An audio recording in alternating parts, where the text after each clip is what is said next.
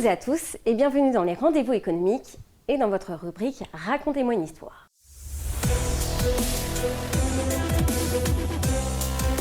Alors aujourd'hui, ancien projectionniste, vous allez voir que la vie lui a fait vraiment amorcer un tournant à 360 degrés, mais pas tant que ça, puisqu'aujourd'hui, effectivement, il continue vraiment de projeter votre image pour mieux vous emmener en immersion au sein de votre intérieur. Bienvenue à Dominique Jamonneau pour Décocoon.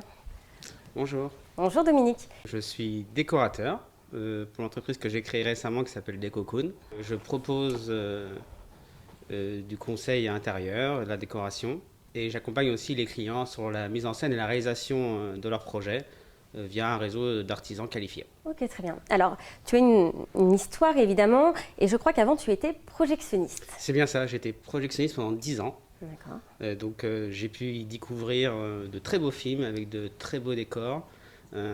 Ça m'a nourri indirectement. Alors, c'est-à-dire justement le cheminement par rapport à ça, puisqu'aujourd'hui le lien vraiment avec ton activité.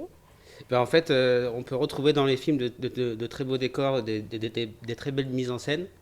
Et effectivement, moi, dans mon métier, je mets en scène des intérieurs. Je les imagine, je les conçois. Donc en fait, c'est vraiment le lien avec le cinéma. C'est vraiment ce rapprochement qu'on peut y faire. En fait. Alors, comment t'es venue cette idée? Ou bien as-tu eu un événement dans ta vie aussi qui a fait que finalement, ou des circonstances? Le développement de ma passion pour la décoration, ça s'est trouvé qu'en fait, j'accompagnais mon père sur ses chantiers. Donc j'ai pu découvrir étape par étape la construction d'un bâtiment, donc de la fondation à la charpente. Et finalement, tout ça, ça a développé cette passion pour la décoration.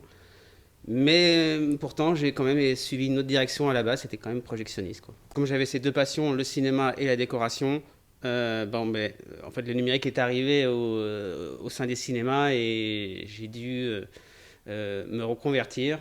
Et donc à cette époque-là, j'ai décidé justement de faire décorateur et de dire finalement j'ai aussi ma place en tant que décorateur. On sait que le cerveau ne fait pas la différence entre réalité et fiction, comme lorsqu'on regarde un bon film et qu'on pleure, ou je ne sais pas si ça arrive à quelqu'un d'être assis devant son canapé et de se dire au final je ne regarde juste qu'un film, mais pour autant on a les émotions. Je vais en venir à la réalité virtuelle, puisque ton concept est juste génial.